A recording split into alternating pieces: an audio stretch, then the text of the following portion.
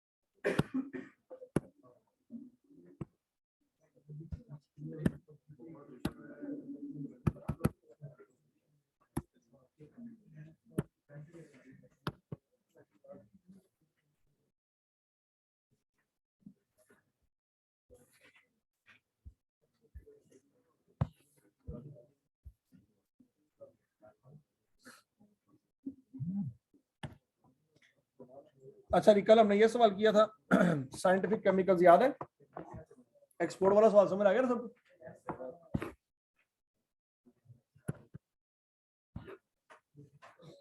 बच्चों, अभी तक हमने दो तरह के डिसीजन मेकिंग पढ़ी है। पहली डिसीजन मेकिंग ये है कि प्रोडक्ट को अबंडन कब करना चाहिए, याद है? कब अबंडन करना चाहिए? जब उसका प्रॉफिट माइनस में ना हो, उसके कंट्रीब्यूशन माइनस में होगा तो उसको अबंडन करना। क्लियर हो गया? दूसरा डिसीजन हमने क्या पढ़ा? अगर कोई लिमिटिंग फैक्टर है आपके पास, मतलब कोई मशीन आपके पास लिमिटेड है या लेबर आपके पास लिमिटेड है, तो लिमिटिंग फैक्टर की वैल्यूएशन के लिए कि कौन सा प्रोडक्ट पहले बनाएंगे कौन सा प्रोडक्ट बाद में बनाएंगे, हमने क्या किया? कंट्रीब्यूशन पर यूनिट निकाला, फिर कंट्रीब्यूशन पर लिमिटिंग फैक्टर निकाला कि लिमिटिंग फैक्टर के हिसाब से सबसे ज्यादा फायदा कौन सा प्रोडक्ट दे रहा है उसको पहले बनाएंगे, और सबसे कम फायदा जो देगा उसको सबसे एंड में बनाएंगे। ऐसी है? अच्छा, फिर उसके बाद हमने तीसरा डिसीजन पढ़ा कि अगर कोई प्रोडक्ट हमें बाहर से मिल जाए, आउटसोर्सिंग से हम कोई अपना ऑर्डर कंप्लीट कर सकते हैं, तो हमने फिर देखा कि अगर खुद बनाए तो कितना खर्चा आता है, अगर मार्केट से बाय करें तो कितना खर्चा आता है। मार्केट से बाय करना महंगा होगा डेफिनेटली, खुद बनाना सस्ता होगा, तो उसमें सेविंग निकल आएगी। क्या निकल आएगी? Saving per unit. पहली कैलकुलेशन हमारी क्या थी? Saving per unit. फिर हमने उसको सेविंग पर लिमिटिंग फैक्टर में कन्वर्ट किया था, याद है? और जिस लिमिटिंग फैक्टर में सेविंग सबसे ज्यादा थी उसको पहले बनाएंगे, जिसमें सेविंग सबसे कम थी वो लास्ट में बनाएंगे, और हो सकता है वो कंप्लीट ना हो और हम वो मार्केट से बाय कर लेंगे। ऐसी? अब बच्चों जो कंसेप्ट आ रहा है, अच्छा कल हमने एक और कंसेप्ट भी पढ़ा था, वो ये था कि अगर किसी कॉन्ट्रैक्ट को हम कैंसिल नहीं कर सकते, किसी और कॉन्ट्रैक्ट को कैंसिल, जैसे कि कल वाले सवाल में देखा था कि एक्सपोर्ट जो है वो नहीं कैंसिल हो सकती, याद आ रहा? कुछ एक्सपोर्ट तो करनी है, तो फिर एक्सपोर्ट पे तो कोई डिसीजन मेकिंग नहीं हो सकती। एक्सपोर्ट पे कोई डिसीजन मेकिंग नहीं हो सकती। डिसीजन मेकिंग किस पे होगी? कि जो लोकल सेल्स हैं उनमें से पहले किसको बनाएंगे बाद में किसको बनाएंगे, याद आ रहा? कुछ एक्सपोर्ट वाला तो कंप्लीट हम करेंगे, टारगेट पूरा करेंगे। क्यों? देखिए, ये इंसान की जुबान है, उसने जब वो जुबान दे दी कि जनाब ठीक है जी, ऑर्डर आपका एक्सेप्ट है, हम ऑर्डर आपका कंप्लीट करेंगे, तो मेरा ख्याल है कि प्रोफेशनली आपको उस पर पूरा उतरना चाहिए। ऐसी है? और यहाँ पे तो जुबान से ज्यादा मसला जुर्माने का है। जुबान ना भी सही हो, जुर्माना आपको सीधा कर देगा कि नहीं? ऐसी है? अब बच्चों, जुर्माने वाली बातें हमने की, तो हमने फिर एक्सपोर्ट वाली सेल्स की लिमिटिंग फैक्टर के हिसाब से कंट्रीब्यूशन नहीं कैलकुलेट किया था, याद आ रहा? हमने उसको कंप्लीट किया था, लेकिन इस सवाल में आउटसोर्सिंग कोई नहीं थी। इस सवाल में आउटसोर्सिंग कोई नहीं थी। अब बच्चों, अगला सवाल ये है कि अगर सवाल में एक प्रोडक्ट ऐसा आ जाए जिसकी आउटसोर्सिंग हो सकती है और बाकी प्रोडक्ट ऐसे आ जाए जिसकी आउटसोर्सिंग नहीं हो सकती, क्योंकि वो मार्केट में किसी के पास अवेलेबल ही नहीं है, तो जो अवेलेबल ही नहीं है वो डेफिनेटली फिर बनाना पड़ेगा ऐसे ही। लेकिन बनाना तो वही पड़ेगा ना जिसका आपने कॉन्ट्रैक्ट पकड़ा हो। अगर कॉन्ट्रैक्ट ना पकड़ा हो तो कोई मजबूरी नहीं है कि उसको बनाए, ऐसी है ना। कॉन्ट्रैक्ट पकड़ा होगा वो हमारी डिसीजन मेकिंग में शामिल नहीं होगा, उसको तो कंप्लीट करना ही करना है। जो बाकी ऑप्शन रह जाएंगे उसके बारे में फिर रैंकिंग करेंगे, पहले दूसरे तीसरे नंबर पे किसको बनाना है। तो आज बच्चों हमारा जो अगला सवाल है वो इसी कंसेप्ट की बेस पे है कि अगर एक सवाल में आउटसोर्सिंग भी आ जाए और अपनी लिमिटिंग फैक्टर का मसला भी आ रहे और ऐसा मसला भी आ जाए जिसमें आपने आउटसोर्स नहीं कर सकते, आपने खुद बनाना ही बनाना है, तो फिर किसको पहले बनाएंगे किसको बाद में बनाएंगे। एक कंसेप्ट में जिसमें आउटसोर्सिंग नहीं थी हमने कंट्रीब्यूशन पर लिमिटिंग फैक्टर की बेस पर रैंकिंग की थी, और जिसमें आउटसोर्सिंग थी हमने सेविंग पर लिमिटिंग फैक्टर के हिसाब से रैंकिंग की थी। यार है आज कंट्रीब्यूशन और सेविंग दोनों मिक्स होकर सवाल में आएंगे और आपने फिर उसमें रैंकिंग करनी है। ऑब्जेक्टिव समझ आ रहा है जी आज के सवाल का? अच्छा जी अब आगे ये जरा पढ़ लीजिएगा। If there is a limiting factor and some products can be outsourced while others are not, कुछ प्रोडक्ट को आउटसोर्स किया जा सकता है और कुछ को नहीं किया जा सकता, then calculate the contribution per unit for those products which cannot be outsourced and calculate saving by producing per unit for those products which can be outsourced। जो आउटसोर्स नहीं किए जा सकते बच्चों उसके लिए क्या निकालेंगे? Contribution per unit. और जो आउटसोर्स किए जा सकते हैं उसके लिए क्या निकालेंगे? Saving per unit. अच्छा जी ऑल अदर डिस्कशन रिमेन, बाकी सारी कैलकुलेशन सेम वही है कि लिमिटिंग फैक्टर निकाल लो, फिर जो रैंकिंग होगी रैंकिंग करो वगैरह वगैरह। अब क्वेश्चन नंबर 5 देखते हैं जी। Artery Limited produces and markets 3 products, name alpha beta and gamma. 3 तरह के वो यूनिट बनाता है, अल्फा बीटा और gamma. Following information is available from AL's records for the manufacture of each unit of these products। Information given है बच्चों आपको, information main चीज है, अगर आपको समझ आ गई है तो सवाल समझ आ जाएगा। Selling price alpha beta gamma की अवेलेबल है। मटेरियल 4 पर केजी है और ये 8 रुपए लिखा हुआ है। क्या बच्चों समझ आ रहा है कि 8 रुपए पर केजी है या 8 रुपए पर यूनिट? ये पर यूनिट है। क्या ये बात समझ आई है? नहीं बात समझ आई। क्या ऊपर लिखा हुआ each unit, manufacture of each unit का मतलब ये है ये सारे खर्चे जो भी दिए गए हैं ये क्या चीजें हैं? पर यूनिट खर्चा है। तो बच्चों अगर मैं आपसे पूछूं कि अल्फा को बनाने के लिए कितने किलो चाहिए, वो आप निकाल सकते हैं। हो सकता है बाद में हमें जरूरत पड़ जाए, या अपने साथ साथ लिखते जाना ताकि आपको बाद में मसला ना हो। अल्फा को बनाने के लिए कितने केजी चाहिए बच्चों? 2 केजी, और बीटा के सामने 0 लिखा हुआ है। इसका मतलब यह हुआ कि बीटा को बनाने के लिए मटेरियल ए नहीं चाहिए। और गैमा के आगे क्या लिखा हुआ है? 12। मार्केट से प्रोडक्ट कितने का मिलता है? 4 रुपए का। तो मुझे बताओ कितने केजी यूज हुआ होगा? 3 केजी। क्लियर? वैसे पहले वो इस तरह की इंफॉर्मेशन देता था 3 केजी 2 केजी, आज उसने अमाउंट बता दी है, तो वहां से हम रिवर्स कैलकुलेशन करना चाहें कर सकते हैं। मटेरियल भी 6 पर केजी के हिसाब से यूज होता है बच्चों। अल्फा में कितने केजी यूज हुआ होगा और बीटा में 3 केजी और गामा में 4 केजी। क्लियर सबको? लेबर 10 रुपए पर घंटा रेट है और लेबर लगती है 25। तो क्या मुझे बता सकते हो कितने घंटे? नहीं बात समझ आई। 2.5 आवर लगते होंगे। सबको क्लियर है? बीटा पे कितने घंटे लगते होंगे बच्चों? 3 आवर। और गामा में कितने घंटे लगते होंगे बच्चों? 2.5 आवर लगते होंगे। ऐसी आगे चलते हैं बच्चों। मटेरियल लेबर दोनों क्लियर है। अब वेरिएबल कॉस्ट और कौन सी होती है? वेरिएबल कॉस्ट मटेरियल और लेबर होती है और कुछ नहीं होता। वेरिएबल ओवरहेड्स होते हैं, ठीक हो गया। लेकिन इस सवाल में वेरिएबल ओवरहेड दो चीजों की बेस पे, वो कहता फर्ज करो दो डिपार्टमेंट है, एक डिपार्टमेंट में लेबर काम करती है तो बिजली का बिल लेबर की वजह से आएगा, और दूसरे डिपार्टमेंट में मशीन लगी हुई है तो बिजली का बिल किसकी वजह से आएगा, मशीन की वजह से आएगा। तो दो तरह के बिल आ रहे हैं। अब सोच समझ के जवाब देना बच्चों। ये 1.5 रुपये हैं कि आवर हैं, रुपये।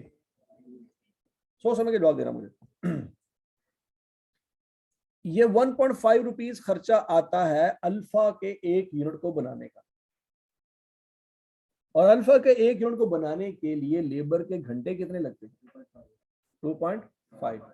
समझ आ रही बात। अगर मैं आपसे पूछूं कि एक घंटे का रेट क्या होगा, क्या वो आप निकाल सकते हैं?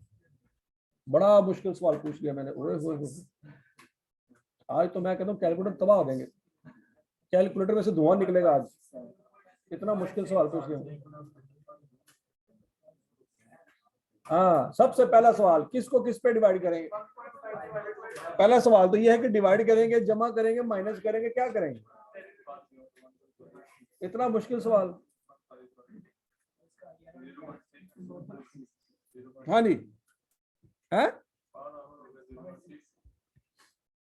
बच्चों। मैं कह सकता हूं वेरिएबल ओवरहेड रेट पर लेबर आवर, पर यूनिट नहीं, पर यूनिट कितना रेट है? 1.5। मुझे पर यूनिट नहीं चाहिए, पर लेबर आवर चाहिए। मैं कह सकता हूं बच्चों 1.5 डिवाइडेड बाय 2.5, तो क्या आंसर आएगा? ये क्या हो गया?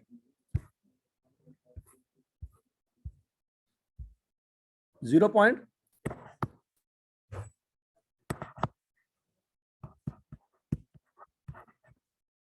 नहीं समझ रही बात, और सबको क्लियर है क्या बच्चों? ये रेट बीटा की कैलकुलेशन में भी सेम आना चाहिए। बीटा को बनाने के लिए कितने घंटे चाहिए? 3। और बीटा का पर यूनिट रेट क्या है बच्चों? तो जरा उसका आंसर निकालो। क्या ये सेम आना चाहिए? ये वैसे आपको सेम नजर नहीं आ रहा क्योंकि आई के हमने उस तरह से रेट दिया नहीं, लेकिन हकीकत में ये सेम है।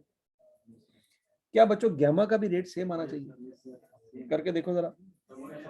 1.5 डिवाइडेड बाय 2.5, हजम ही नहीं हो रहा, यकीन ही नहीं आ रहा, ये सेम कैसे आ सकता?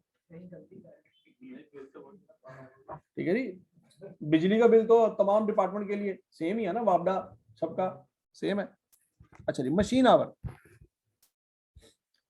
अब बच्चों मशीन आवर में खर्चे आते हैं 1.6। ये 1.6 रुपये है कि आवर है? कैसे पता लगा? यहाँ पे लिखा हुआ है, और ये सारा कुछ खर्चे बच्चों पर यूनिट के हिसाब से कैलकुलेट हुए पड़े, ऊपर लिखा हुआ है। तो बच्चों मशीन आवर की ऊपर तो कोई बात नहीं की गई, ऊपर तो लेबर आवर की बात हमने निकाली, ऐसी है ना, मशीन की तो कोई बात नहीं निकाली। लेकिन क्या मशीन आवर नीचे दिए हुए हैं? सोचो जरा, एक यूनिट को बनाने के लिए मशीन आवर कितने चाहिए? 8 घंटे चाहिए, और पर यूनिट मशीन आवर की बेस पे खर्चा कितना आ रहा है? 1.6। तो क्या इस प्रोडक्ट को बनाने के लिए 20 घंटे चाहिए? नहीं, 20 रुपए पर मशीन आवर रेट होगा। पर मशीन आवर रेट निकाले, 1 घंटा मशीन चले तो कितना बिल आएगा? 0.2। किसको किस पे डिवाइड किया बच्चों? वेरिएबल ओवरहेड पर मशीन आवर। बच्चों मैं कह सकता हूं 1.6 डिवाइडेड बाय 8, तो क्या आंसर आएगा? 0.2। क्या बच्चों सेम आंसर यहां पे भी आना चाहिए? चेक कर लो। क्या बच्चों सेम आंसर यहां पे भी आना चाहिए? सब में 0.2 पर आवर है, ठीक है। आई के अपने फिगर्स डिफरेंट डिफरेंट दी हैं, लेकिन उसकी बुनियादें जाके देखनी हो तो देखी जा सकती है, सब सेम। ओके, ये वेरिएबल ओवरहेड की कैलकुलेशन समझ आ गई बच्चों? टोटल 3.1, 3.2, 2.7। अब बच्चों हम टोटल नहीं निकाल सकते, क्यों नहीं निकाल सकते? क्योंकि मशीन आवर पर यूनिट कुछ और है, लेबर आवर पर यूनिट कुछ और है। हमें अलग-अलग ही कैलकुलेशन करनी पड़ेगी। क्या ये बात समझ आ रही? अच्छा जी। बहरहाल मैक्सिमम डिमांड पर मंथ, क्या बच्चों अल्फा के 900 से ऊपर यूनिट बना सकते हैं? नहीं बना सकते। बीटा के 3000 से ऊपर बना सकते हैं? गामा के 5000 से ऊपर बना सकते हैं? नहीं बना सकते। आ जाओ आगे आ जाओ।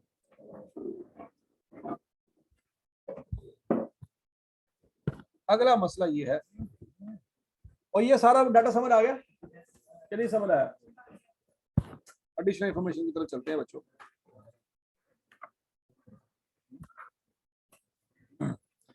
AL is also engaged in the trading of fourth product Zeta.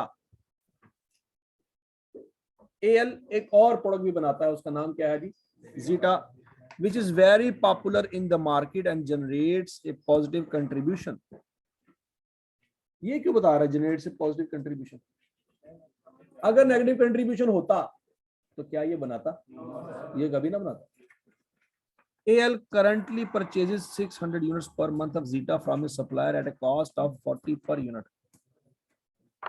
इस वक्त वो मार्केट से जो बाय करता है प्रोडक्ट सप्लायर से, कितने रुपए का पड़ता है? 40 रुपए का। क्या ये आउटसोर्सिंग कॉस्ट बता रहा है? अच्छा, अब आगे देखते हैं। In house manufacture of zeta would require 2.5 kg of material B.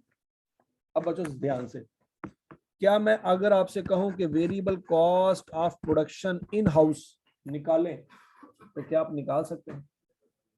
पहले तो बच्चों मटेरियल की बताओ, मटेरियल कितने का है, कितने केजी यूज होता है? 2.5 kg। और बी का, बी वाला के ए वाला? और वो कितने का आता है बच्चों? तो मैं कह सकता हूँ 6 × 2.5, क्या आंसर आ जाएगा? 15 प्लस अभी कौन सा खर्चा मैंने शामिल किया है? मटेरियल का। 1 आवर ऑफ डायरेक्ट लेबर, 1 घंटा लगेगा डायरेक्ट लेबर का, वो कितने रुपए का लगता है?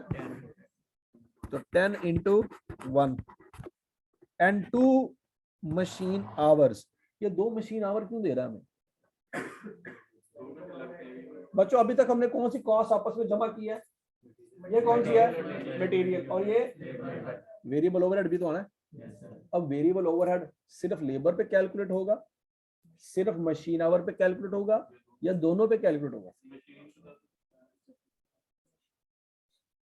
सोचो, यहाँ पे कुछ लिखा हुआ है। वेरिएबल ओवरहेड की कैलकुलेशन किस बेसिस पे होती है? मशीन आवर की बेस पे भी होती है और लेबर आवर की बेस पे भी होती है। तो बच्चों लेबर आवर का रेट क्या है और मशीन का रेट क्या है, ये अभी निकाला ना हमने। सोच समझ के जवाब देना। 1 घंटा लगता है लेबर आवर का, तो बच्चों 1 को किससे मल्टीप्लाई करेंगे? 0.6 से। और 2 घंटे लगते हैं मशीन आवर के, उसको किससे मल्टीप्लाई करेंगे? अब बच्चों आपके दिमाग में सवाल आ रहा होगा कि सर जी लेबर तो हमने यहाँ पे ले लिया, तो ये क्यों ले रहे हैं? ये क्या है? मटेरियल, लेबर, और ये क्या है? Variable overheads. बात समझ आ गई? तो बच्चों जरा टोटल करो, आंसर क्या आता है? 26। अब दोबारा पढ़ें। सप्लायर से हमें यही मटेरियल कितने का मिलता है? 40 का। खुद बनाए तो कितने का? क्या 14 रुपए का फायदा हो रहा है? सेविंग हो रही है अगर खुद बनाए। लेकिन बच्चों अगर किसी और प्रोडक्ट में रैंकिंग वाइज में बात करने लगे, किसी और प्रोडक्ट में सेविंग इससे ज्यादा हो पर लिमिटिंग फैक्टर, तो उसको पहले बनाएंगे कि इसको? उसको पहले बनाएंगे। ये फिर मार्केट से परचेज कर लेंगे अगर पूरा करना है। पॉइंट समझ आ रहा है कि नहीं आ रहा? लेकिन बहरहाल वहां पे कंट्रीब्यूशन पर लिमिटिंग फैक्टर देखेंगे और यहाँ पे सेविंग पर लिमिटिंग फैक्टर देखेंगे। सेविंग क्यों? सेविंग का मतलब ये है, अगर आपने सेव करने हैं पैसे, आपको मैन्युफैक्चरिंग करनी पड़ेगी। मैन्युफैक्चरिंग करने का मतलब ये है कि आपको लिमिटिंग फैक्टर लगाने पड़ेंगे। क्या लगाने पड़ेंगे? उससे पहले क्या, कि मुझे भी नहीं आता। चलो अभी सवाल करना क्लियर हो जाएगा। क्या यहां तक की बात समझ आ गई? अच्छा जी, हमने एक तरफ क्या निकालना है? जिसकी आउटसोर्सिंग की बात नहीं हुई बच्चों, किसकी आउटसोर्सिंग की बात नहीं हुई? अल्फा बीटा गामा की आउटसोर्सिंग की बात अभी नहीं हुई। किसकी बात हुई है? जीटा की। जीटा में हमने क्या निकाल लिया, सेविंग पर यूनिट के पर आवर पर यूनिट निकाल लिया। मार्केट से परचेज करेंगे 40 का आएगा, खुद बनाएंगे तो कितने का पड़ेगा, 24 का पड़ेगा। 16 रुपए की बचत हो रही है, 26 का 14 रुपए की बचत हो रही है। तो बच्चों अगर 14 रुपए की बचत हो रही है और अगर आप बचत करना चाहते हैं तो आपको अपनी मशीन चलानी पड़ेगी। लेकिन अगर आपको मशीन प्यारी है तो फिर आपको क्या करना पड़ेगा, ये चीजें बाहर से परचेज करनी पड़ेगी, मशीन कहीं और लगा लो। पॉइंट समझ आ रहा है कि नहीं आ रहा? आगे देखते हैं। Material A and B are purchased from a single supplier who has restricted the supply of these material to 22,000 kg and 34,000 kg per month respectively. बच्चों जिस चीज की लिमिट सवाल में बता दी जाए वो लिमिटिंग फैक्टर की कैलकुलेशन में आएगा, और जिसकी ना बताई जाए वो अज्यूम किया जाएगा कि वो अवेलेबल है। सवाल में मशीन आवर की बात भी हुई है, लेबर आवर की बात भी हुई है, उसके बारे में सवाल में कुछ नहीं बताया गया, तो दैट मीन्स वो अवेलेबल है, जितनी मर्जी प्रोडक्शन कर लो वो अवेलेबल है। किसके बारे में बताया उसने, मटेरियल ए और मटेरियल बी के बारे में बताया है, तो ये लिमिटिंग फैक्टर की कैलकुलेशन में आएंगे। और आपको याद है, हो सकता है एक लिमिटिंग फैक्टर हो सकता है दोनों हो। कल हमें सवाल किया और कल आपका एक बड़ा इंपॉर्टेंट सवाल ये था कि सर पहले वाले में अगर रैंकिंग 1 2 हो, दूसरे वाले में रैंकिंग का 2 1 हो, तो फिर क्या करेंगे, ऐसी। चलो, this restriction is likely to continue for the next 8 month। अब बच्चों सोच समय के जवाब देना। मसला ये है, सप्लायर हमें 22,000 kg और 34,000 kg से ज्यादा मटेरियल नहीं दे रहा, हम इससे ज्यादा प्रोडक्शन करना भी चाहें तो कर सकते हैं, और ये वो कहता है रिस्ट्रिक्शन अगले 8 महीने तक है। डेफिनेटली अगर कोई और सप्लायर होता तो ये बात करने की नौबत ना आती। डेफिनेटली हमें इस सप्लायर के अलावा कहीं और से मटेरियल मिल नहीं रहा, तभी तो सवाल में ये रिस्ट्रिक्शन है। अगर एक सप्लायर से नहीं मिल रहा, दूसरे से ले लेते, तीसरे से ले लेते, तो फिर तो मसला ही ना होता सवाल। पॉइंट समझ आ रहा है कि नहीं आ रहा? डेफिनेटली इसका मतलब ये है कि सिंगल सप्लायर है और सिंगल सप्लायर ने ये लिमिट लगाई हुई। क्यों? ये रिसोर्स बड़े कीमती होंगे या बड़े लिमिटेड होंगे। उसने कहा कि भैया ना आपका हिस्सा नहीं है, मार्केट में लोग, बाकी लोगों को भी मैंने सप्लाई करनी है। जब चीनी शॉर्ट हो जाती है तो गवर्नमेंट को क्या करना पड़ता है, पर फैमिली 2 kg की लिमिट लगानी पड़ती है, ऐसी है ना। ये तो आपकी जिंदगी के सामने ये माशाल्लाह वाकयात हो रहे हैं, अभी आपने बहुत कुछ देखना है। अच्छा जी, AL has recently accepted a government order. बच्चों ये क्या लिखा हुआ है, क्या हमने जुबान दे दी, क्या इसमें कुछ हो सकता है? अगर तो यहाँ पे लिखा होता ना AL is considering to accept government order, अगर कंसिडर कर रही होती तो फिर सोचते कि एक्सेप्ट करेंगे ना करें, लेकिन क्या यहाँ पे उसने कह दिया कि भैया जुबान दे दी। अब जुबान दे दी है तो क्या गवर्नमेंट ऑर्डर हमारी कैलकुलेशन में आएगा? नहीं आएगा, नहीं रैंकिंग में आएगा कि यार गवर्नमेंट ऑर्डर पहले एक्सेप्ट करेंगे बाद में करें। अब ये स्टोरी खत्म होगी। ये वही स्टोरी है जो एक्सपोर्ट सेल वाली थी। एक्सपोर्ट को हमने मुकम्मल करना ही करना था, वो रैंकिंग में नहीं आई। रैंकिंग में कौन सी सेल आई है, जो लोकल में प्रोडक्ट C1 और D1 जो हमने बनाना था उसकी रैंकिंग आई थी। याद आ रहा है कुछ? AL has recently accepted a government order for the supply of 200 units of alpha, 300 units of beta and 400 units of gamma each month for the next 8 months. These quantities are in addition to the maximum demand stated above. क्या मतलब है? ये ऊपर यहाँ पे कुछ maximum demand लिखी हुई है। वो कहता है कि ये जो यूनिट आपने बेचने हैं ना, ये लोकल लोगों को मार्केट में बेचना। ये वाला जो ऑर्डर आया इसका लोकल डिमांड से कोई लेना देना, ये तो गवर्नमेंट का स्पेसिफिक ऑर्डर है, वो कंप्लीट करना है। Okay, there is no beginning और एंडिंग इन्वेंट्री। ये हिंट आने का मतलब ये है कि अगले सवालों में इन्वेंट्री के मसले भी आ सकते हैं। ये पहली दफा ये लाइन आई है, इससे पहले हमने लाइन जब तक नहीं पढ़ी थी ना तब तक इसके बारे में सोचा भी नहीं था। अब उसने हिंट दे दिया है कि यहाँ पे तो नहीं है, अगले सवाल में आ सकती है। ध्यान से determine whether AL should manufacture Zeta internally or continue to buy it from the supplier during the next 8 months. 10 marks. Definitely अगर 1 महीने में आंसर आ गया तो अगले 8 महीनों में भी आंसर आ ही जाएगा। Clear point? अच्छा जी बच्चों, अब सबसे पहला सवाल है, हमें लिमिटिंग फैक्टर की कैलकुलेशन करनी है कि लिमिटिंग फैक्टर कौन सी चीज है, कौन सी चीज नहीं है।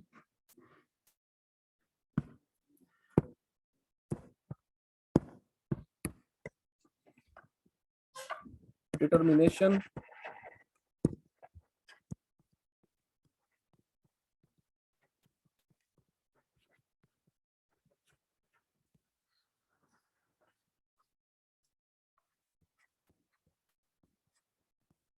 Availability per month material A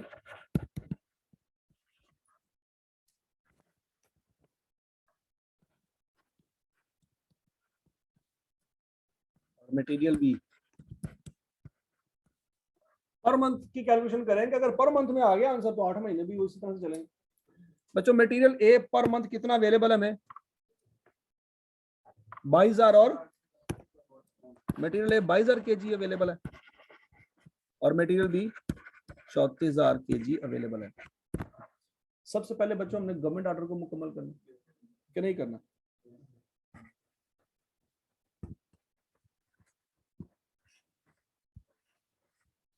क्यों बोला?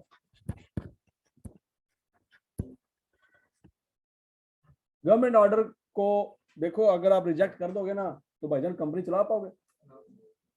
ठीक है जी, मसले बड़े संगीन किस्म के। कंपनी गोइंग कंसर्न पे चलेगी, फिर हो सकता है अगले साल कंपनी ना हो, इसलिए गवर्नमेंट ऑर्डर को एक्सेप्ट करेंगे। अच्छा जी, 200 यूनिट्स ऑफ अल्फा। बच्चों अल्फा को बनाने के लिए कितने किलो चाहिए? क्या ये वर्किंग हमने ऑलरेडी कर नहीं ली? ये क्यों की, अब समझ आ रहा है? फायदा हो रहा है कि नहीं हो रहा? अच्छा जी, 200 मटेरियल है, 200। यहाँ पे गवर्नमेंट ऑर्डर में कौन कौन से आ रहा है जी? अल्फा आ रहा है, 200 जरब 2 आ जाएगा। बीटा, बीटा का कितना आउटपुट है? ऑर्डर कितना है जी बीटा का? 300, 300 आ गया। और गैमा का कितना ऑर्डर है? 400, यहाँ पे आ गया 400। अब बच्चों पर यूनिट अल्फा का कितना लगता है? 2 kg। बीटा में लगता है कुछ मटेरियल है? बीटा में तो लगता ही नहीं है, लेकिन गैमा में लगता है कितना? 3 kg। तो 200 जरब 2 क्या आ जाएगा? 400, 400 जरब 3 1200। क्या ये मटेरियल ए हमारा कंप्लीट हो गया? नहीं समझ रही बात? गवर्नमेंट ऑर्डर के लिए 1600 किलो चाहिए, तो 1600 किलो तो मसला ही कोई नहीं हमारे लिए, आराम से ऑर्डर कंप्लीट हो जाएगा। आगे चलते हैं। वंस अगेन अल्फा की कैलकुलेशन दोबारा होगी बच्चों मटेरियल बी के लिए।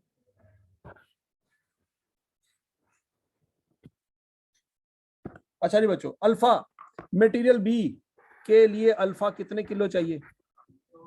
2 kg। 200 जरब 2 क्या आ जाएगा? 400। बीटा के 300 यूनिट है और इसके कितने केजी चाहिए? 3 kg। और गैमा के 400 यूनिट है, उसके लिए कितने केजी चाहिए?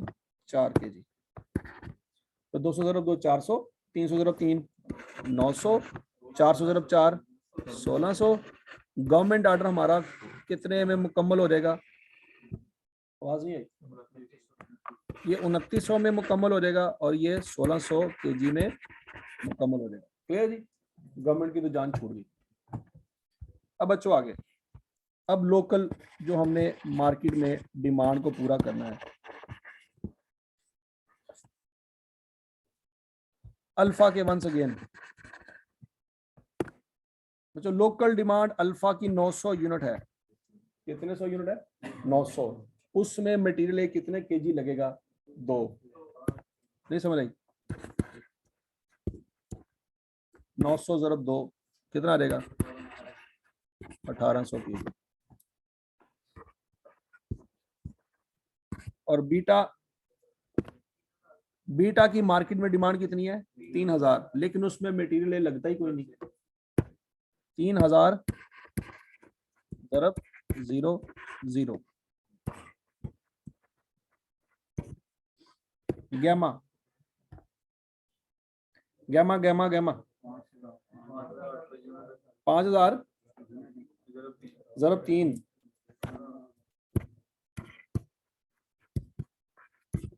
कितना आएगा? क्लियर हो गया जी? 16,800 क्या मतलब? और ऊपर कितना अवेलेबल है? क्या कोई मसला है? कोई मसला नहीं, आराम से कंप्लीट हो जाएगा काम हमारा। लेकिन आप भूल रहे हो जीटा किधर गया? क्या जीटा नहीं मैन्युफैक्चर करना? उसको भूल गए हो? वो ये टीम है? होते ना हो तो क्या बात हो रही है उसकी भी इन हाउस मैन्युफैक्चरिंग की। जब बच्चों जीटा को मैन्युफैक्चर करना है तो इन हाउस मैन्युफैक्चर करेंगे तो उसके लिए रिसोर्सेज चाहिए होंगे कि नहीं? तो वो भी तो हमारी वो लिमिटिंग फैक्टर की कैलकुलेशन में आना चाहिए ना। या तो कसम खा लें कि उसको मैन्युफैक्चर ही नहीं करना। वो तो ठीक है पॉइंट आया कि ਤੁਹਾਡੇ ਦਿਮਾਗ 'ਚ आया सी ऐ सोचो ठीक हो गया। कोई शर्मिंदगी को कवर ना करो कि सर वो यहाँ पे क्यों डी लिखा हुआ ए नहीं लिखा हुआ। लेकिन बच्चों जीटा को शामिल करेंगे, भला क्यों करेंगे? क्योंकि हम सोच रहे हैं उसको मैन्युफैक्चर करने का। या तो कसम खा ले मैन्युफैक्चर ही नहीं करना, तो जब मैन्युफैक्चर नहीं करना तो फिर हमारा सवाल वहां पे खत्म है। हम तो कसम खा लेंगे, ठीक है जी। तो बच्चों क्या हम सोच रहे हैं बचत हो रही है? जब बचत हो रही है तो सोचेंगे मैन्युफैक्चर करने का। अगर बचत ना हो रही होती तो सोचते ही ना। ठीक है जी। तो जीटा की कैलकुलेशन भी यहाँ पे होगी। अब जीटा की यूनिट्स कितने बनाने हैं हमने? 600।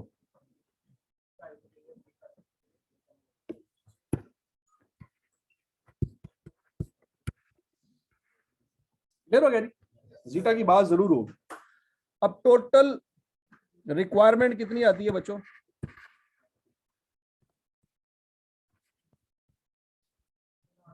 1600 तो गवर्नमेंट के ऊपर लग गया, 1800 ये लग गया, 15,000 ये लग गया,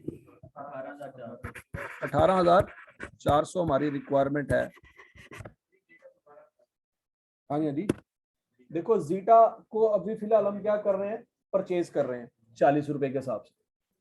लेकिन अगर हम खुद मैन्युफैक्चर करना चाहें तो कर सकते हैं, 26 रुपए का खर्चा आएगा। क्या फायदा है? क्या खोतिया रजाई याद है?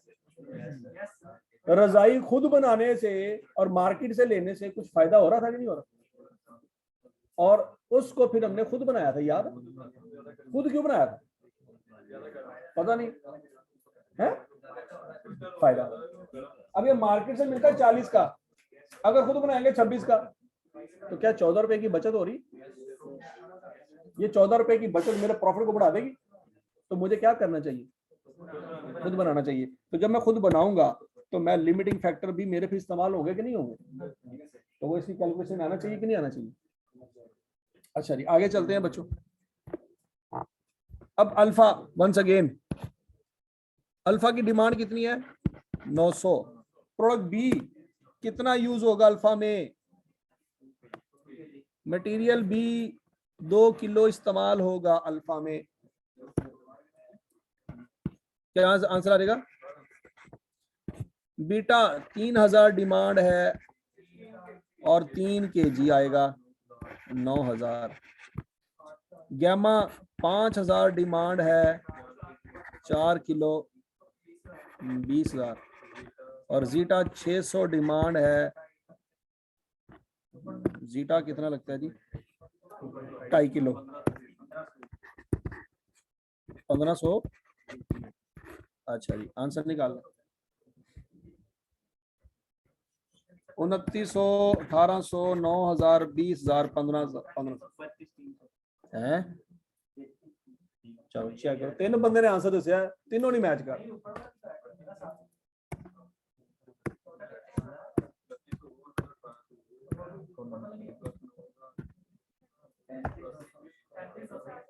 पैंतीस हजार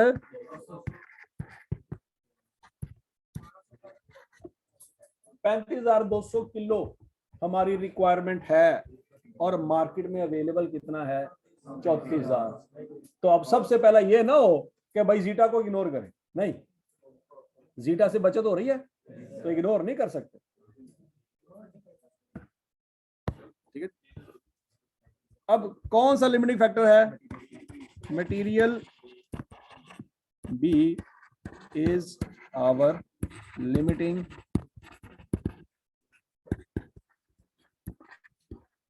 फैक्टर।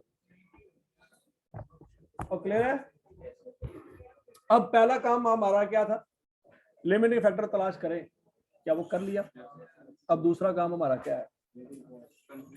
कंट्रीब्यूशन पर यूनिट और सेविंग पर यूनिट निकालेंगे। जिस प्रोडक्ट की परचेज नहीं हो सकती मार्केट से, उसका क्या निकालेंगे? Contribution per unit. और जिस प्रोडक्ट की परचेज हो सकती है उसके लिए सेविंग निकालेंगे। क्या ये पॉइंट समझ आ गया?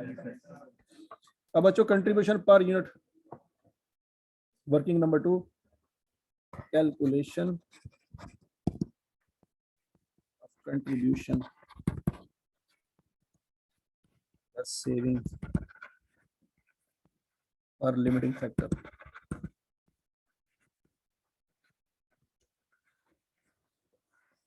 ये दूसरी हमारी कैलकुलेशन होगी। अल्फा, लड़ना नहीं है, अल्फा, बीटा, गैमा और जीटा।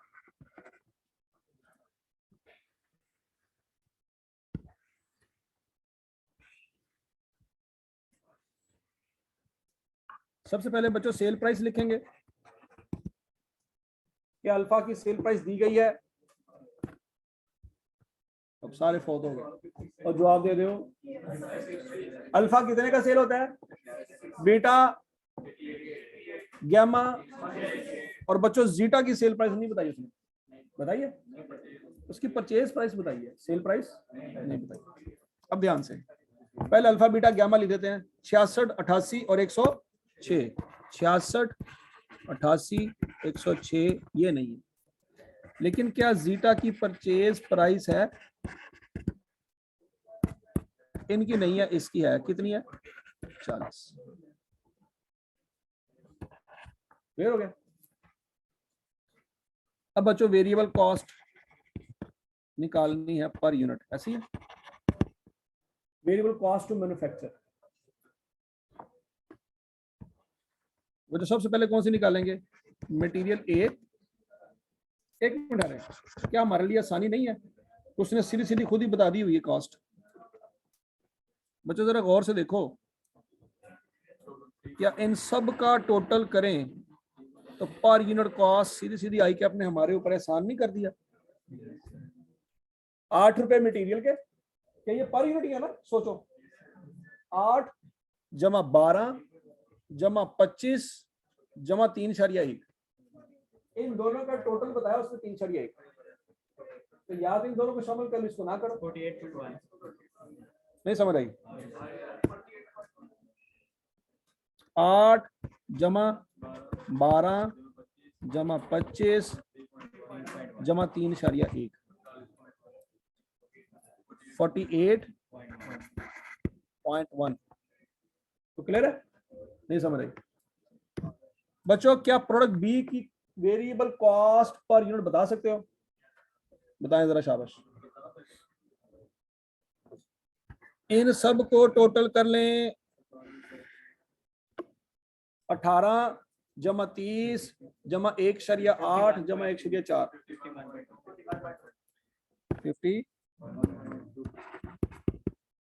51.2। नहीं समझ रहे? ऊपर से फ्लाई। अच्छा जी, आगे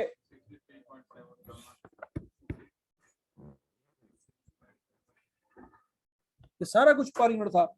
12 जमा 24 जमा 25 जमा 1.5 जमा 1.2, 63.7। और बच्चों जीटा की कैलकुलेशन आपने की हुई है 26। अब ये ना कहना सर ये कहां से आया 26? क्या ये यहाँ पे 26 की हुई आपने कैलकुलेशन?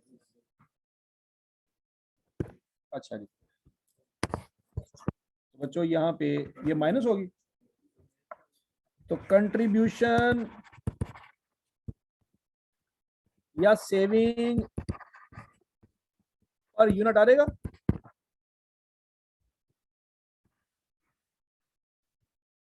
सोचो,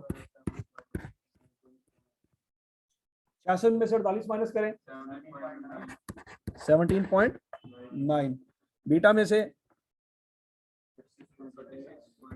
36.8, 42 आ गया, और यहां से 14। अब बच्चों ये 17.9 के बारे में सोचो, क्या मैं कह सकता हूँ 17.9 मेरा फायदा है? कैसे फायदा है?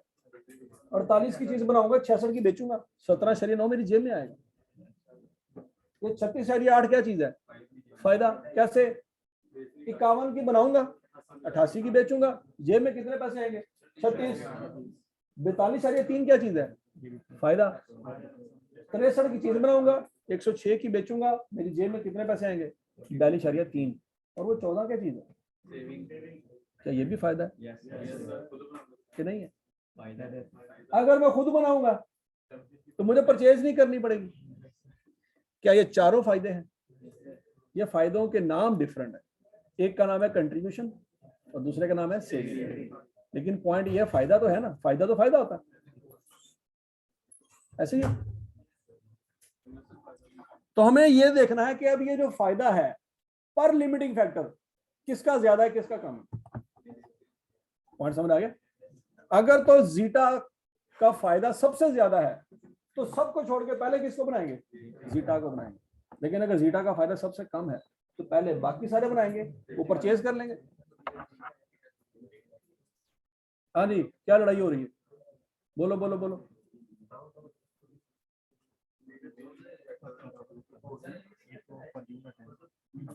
Very good question.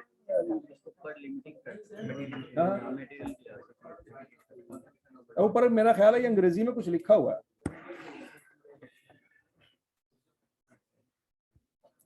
क्या हम वाकई जाग रहे हैं? पहला सवाल तो ये है, क्या मटेरियल बी हमने डिसाइड कर लिया था कि हमारा लिमिटिंग फैक्टर? आगे चलते हैं बच्चों। अब यहाँ पे लिमिटिंग फैक्टर आना है मटेरियल बी पर, क्यों इसके हिसाब से कैलकुलेशन होगी। हाँ जी बच्चों, material B per unit alpha के लिए कितना लगता है? 2 kg, याद आ रहा? बीटा के लिए मटेरियल ए की बात नहीं कर रहे हम। मटेरियल ए की बात क्यों नहीं कर रहे?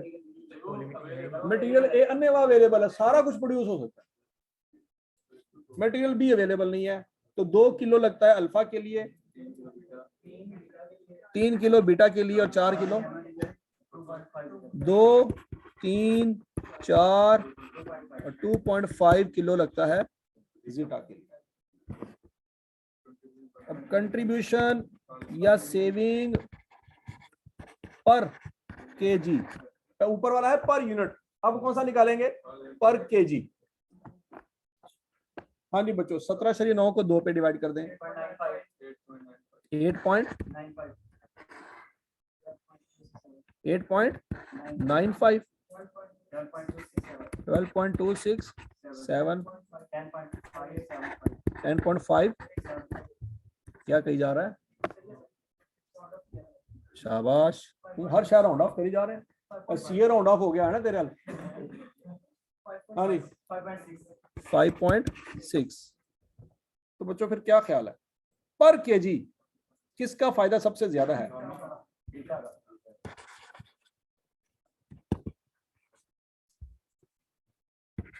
ये पहले नंबर पे आ रहा है, दूसरे नंबर पे कौन आ रहा है? तीसरे नंबर पे कौन आ रहा है? और चौथे नंबर पे कौन आ रहा है? तो जीटा हमें बाहर से लेना, लेकिन क्या सारा? नहीं, जरूरी नहीं। कुछ मटेरियल हमारे पास बच गया होगा, सारा नहीं बाय करना पड़ेगा। समझ आ गई बात? अब सवाल की मेन रिक्वायरमेंट क्या थी? AL should manufacture Zeta internally or continue to buy it. ठीक है जी, ठीक है जी। अब हमें प्रोडक्शन प्लान बनाना पड़ेगा।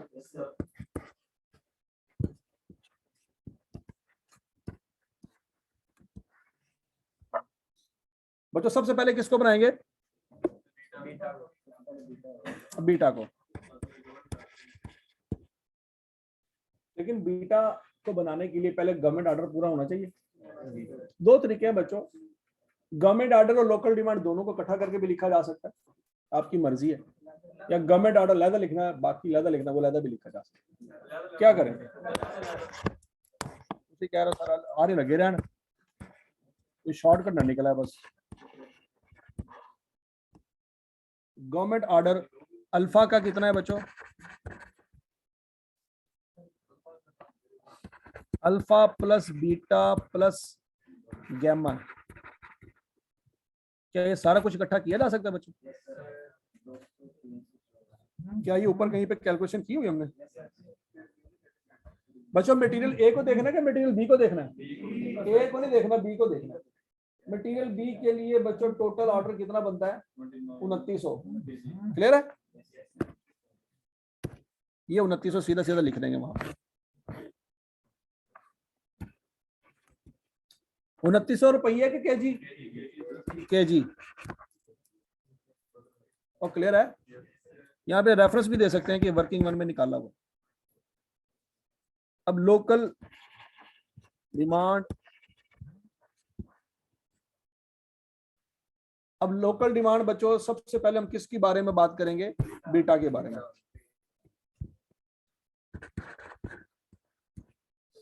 बीटा की लोकल डिमांड क्या है बच्चों? 3000 यूनिट। और कितने किलो मटेरियल लगता है? 3 kg। क्या रहेगा? 9000 kg। फिर किसको बनाएंगे बच्चों? ये क्या चीज है मामा?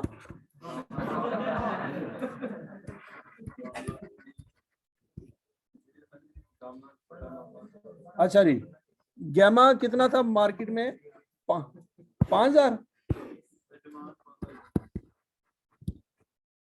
5000 डिमांड है और पर केजी कितना लगता है? 4000। 4 kg। क्या आंसर आ जाएगा? 20000 kg। और उसके बाद कौन सा रह गया जी? अल्फा का नंबर आखिरी है। अल्फा की डिमांड कितनी थी? 900 इंटू 2 आएगा, ऐसी है। उसके बाद क्या आ जाएगा? जीटा। जीटा पर यूनिट कितना लगता है? यहाँ पे क्वेश्चन मार्क है, ये पता नहीं कितना है। अवेलेबल हम यहाँ पे लिखेंगे अवेलेबल मटेरियल 34,000 kg है। तो बच्चों आखिरी फिगर हमारी बैलेंसिंग फिगर निकलेगी। हाँ जी, 300 kg बचा है। 300 kg हमारा बैलेंस बचा है। तो 2.5 के हिसाब से कितने यूनिट बना सकते हैं हम? 120 यूनिट बना सकते हैं। कितने बना सकते हैं? अब हमारा कंक्लूजन क्या होगा? बाकी सारा कुछ हमारा कंप्लीट हो रहा है। Alpha beta gamma government order local demand सारा कुछ पूरा हो रहा है। AL शुड, AL कौन है? जो कंपनी का नाम है, artery limited, should produce 120 units and purchase remaining कैसे निकलेंगे? 600 में से 120 माइनस करेंगे, 480 यूनिट्स फ्रॉम सप्लायर। ये हमारा कंक्लूजन होगा। 120 यूनिट वो मैन्युफैक्चर करेगा 24 रुपए के हिसाब से, 24 के 26 रुपए के हिसाब से वो प्रोड्यूस करेगा और बाकी 480 वो सप्लायर से बाय करेगा 40 के साथ। ये हमारा कंक्लूजन। क्या ये सवाल अच्छी तरह से पल्ले पड़ गया है? तो एक सवाल में बच्चों कंट्रीब्यूशन पर लिमिटिंग फैक्टर और सेविंग पर लिमिटिंग फैक्टर दोनों आ सकते हैं, बाकी सारी स्टोरी सेम है। क्लियर है जी? अभी हुआ है एक सवाल, अभी एक और सवाल।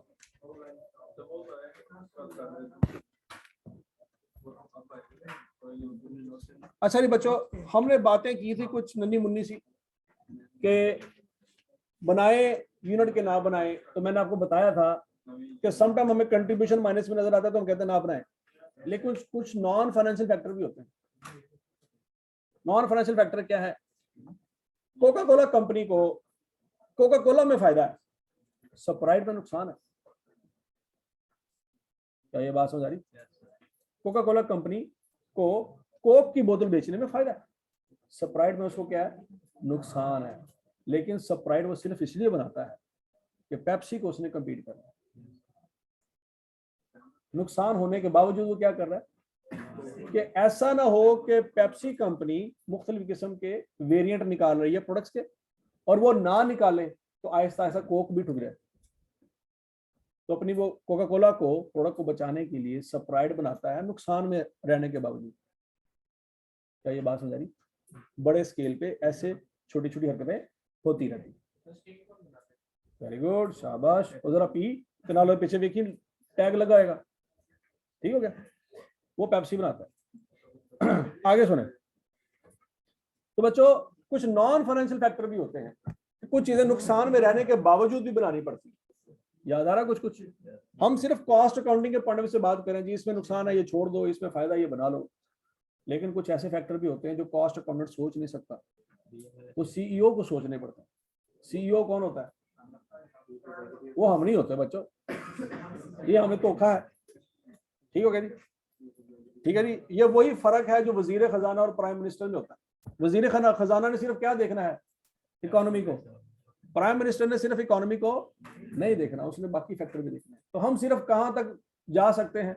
वजीर खजाना की पोस्ट तक जा सकते हैं। ठीक है जी? प्राइम मिनिस्टर हम कभी भी, इसहाक डार कौन है? चार्टर्ड अकाउंटेंट है, लेकिन वो किस पोस्ट पे बैठ सकता है? वजीर खजाना की पोस्ट पे। वो पीएम कभी भी नहीं बन सकता। अच्छा जी, असद उमर क्या है? वो चार्टर्ड अकाउंटेंट नहीं है, इसलिए वजीर खजाना भी नहीं है।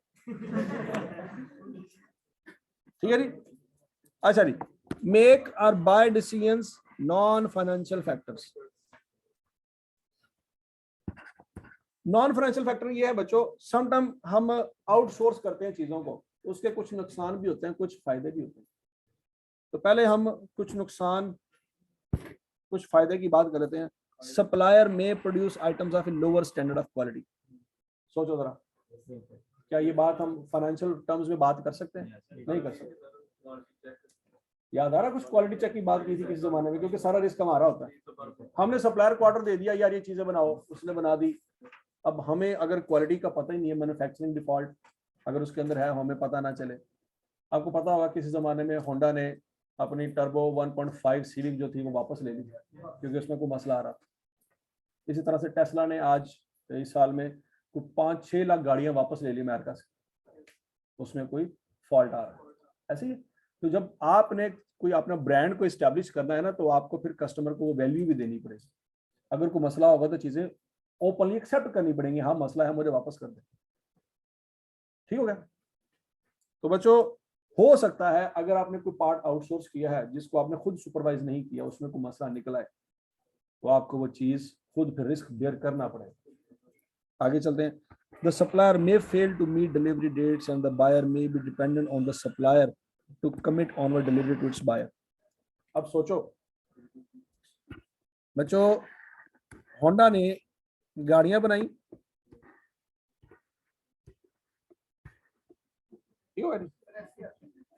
और गाड़ियां जो है, गाड़ियां उसने बनाई और टायरों की जगह खाली, ईंटों के ऊपर उसने गाड़ियां रखी हुई।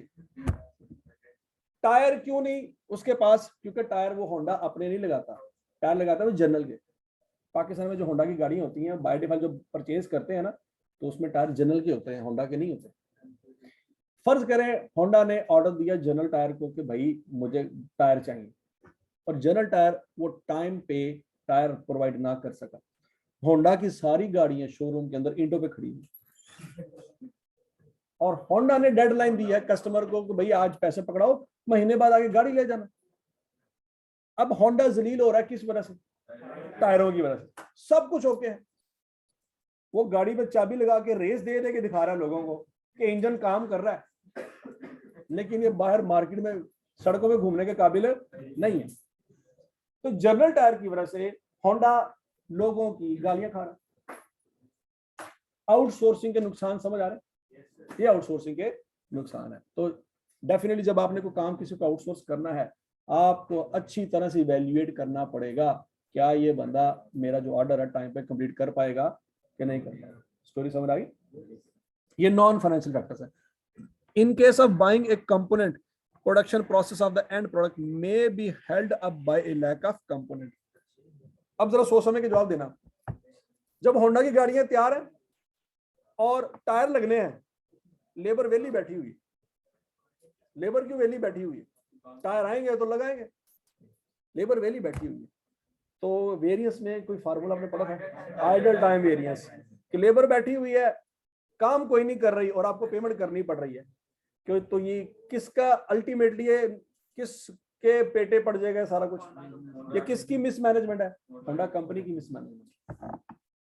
आवर्स वर्क कुछ और होगा और आवर्स पेड कुछ और होगा। तो ये समझ आ रही कि नहीं आ रही? आगे चलते हैं जी। बेनिफिट्स ऑफ आउटसोर्सिंग, कुछ फायदे भी हैं। Outsourcing work will enable the management to focus all of its efforts on those aspects of operation to the entity does best. जब आप कोई काम आउटसोर्स कर दोगे ना, तो आपका सारा फोकस किस चीज पे होगा? जो काम आप बेस्ट कर सकते हो। यार ये वाला काम मुझे नहीं आता, ये तू करता रहे, बाकी काम मैं कर लूंगा। फॉर एग्जाम्पल, आप माशाल्लाह बचे, आपके पास एक बंदा आता है जिसको कख नहीं पता सीए का।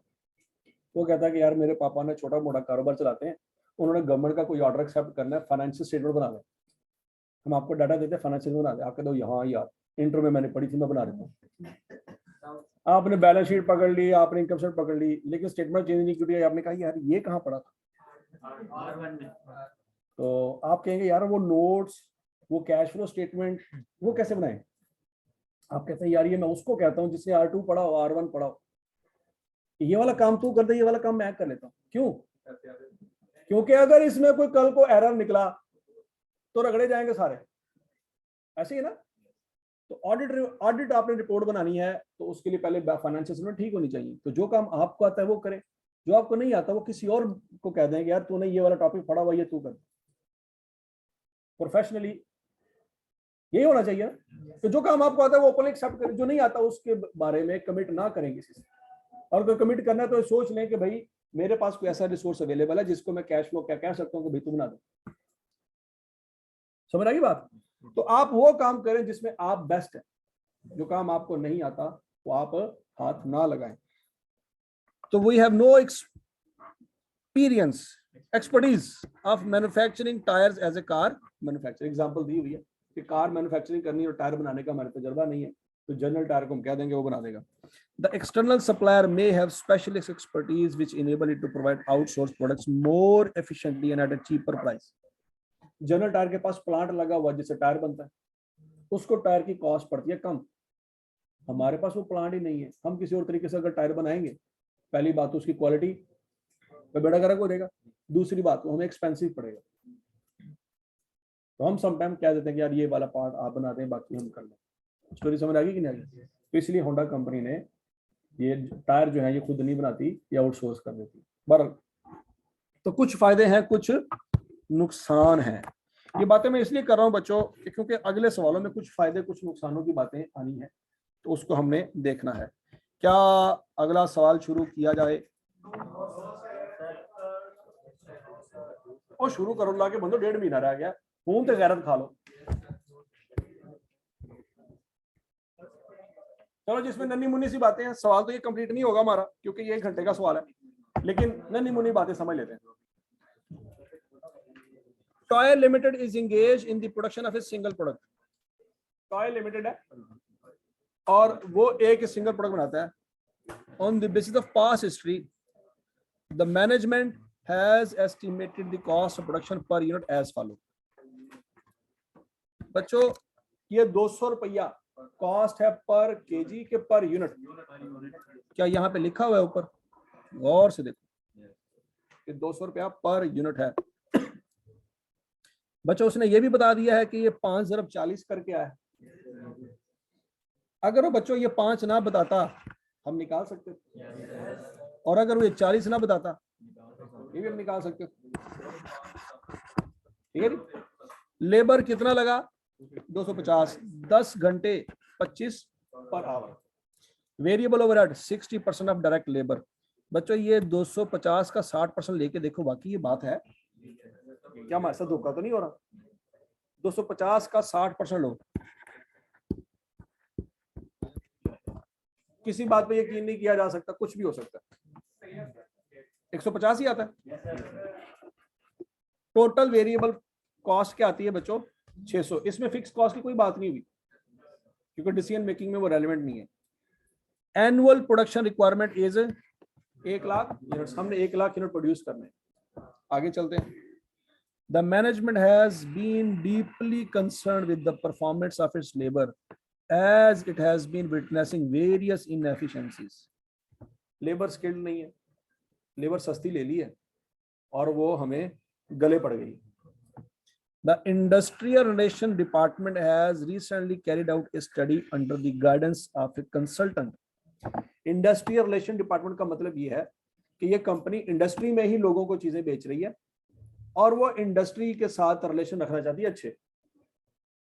तो उस कंपनी को के इस डिपार्टमेंट को फीडबैक मिला कि यार वो फलां कंपनी भी गालियां दे रही है, फलां कंपनी भी गालियां दे रही है, फलां वाले तो ईंटें उठा के आ गए। क्यों जी? वो चीजें जो है प्रोडक्ट, क्योंकि आपने अगर इंडस्ट्री को चीजें बेचनी है आपको एक्स्ट्रा केयर करनी पड़ेगी। क्यों? क्योंकि आप इंडस्ट्री को बेच रहे हैं, इंडस्ट्री ने आगे कस्टमर को बेचनी है, तो गालियां डबल होके वापस आनी। अगर तो आप कस्टमर को बेच रहे हैं ना, कस्टमर बेचारा होता है यतीम, वो घर के अंदर ही गालियां दे सकता है, वो बाहर नहीं जा सकता। लेकिन इंडस्ट्री के अंदर एक कंपनी बहुत पावरफुल होती है, एक कंपनी दूसरी कंपनी को अच्छा खासा फीडबैक दे सकती है। क्या ये पॉइंट समझ आया कि नहीं? तो लिहाजा बच्चों कस्टमर की तो खैर है, लेकिन किसकी खैर नहीं है? आप इंडस्ट्री को चूना नहीं लगा सकते। हाँ जी। It has put forward a plan whereby the company's wage policy is to be revised as under. आपको पता है ना, कंपनी के ऊपर केस हो जाए तो डे टू डे बेसिस पे 30 दिनों के अंदर अंदर फैसला होता है। हाई कोर्ट में बेंच बनता है स्पेशल, याद आ रहा कुछ कुछ। और अगर किसी मजदूर ने केस करना हो तो 10 साल 15 साल 20 साल रगड़ा जाता है। तो ये फर्क है कंपनी के साथ ताल्लुकात को बेहतर बनाने का कि भाईजान कंपनी को अगर आपने छेड़ा ना तो फैसला भी बड़ी जल्दी होना आपके खिलाफ। Rate of ways would be increase by 12%। क्या मतलब है? अगर ये 25 रुपए का पर आवर है तो इसमें 12% इजाफा हो जाएगा। तो ये 25 रुपए की बजाय क्या हो जाएगा? 25 इंटू 1.12 किया जा सकता है।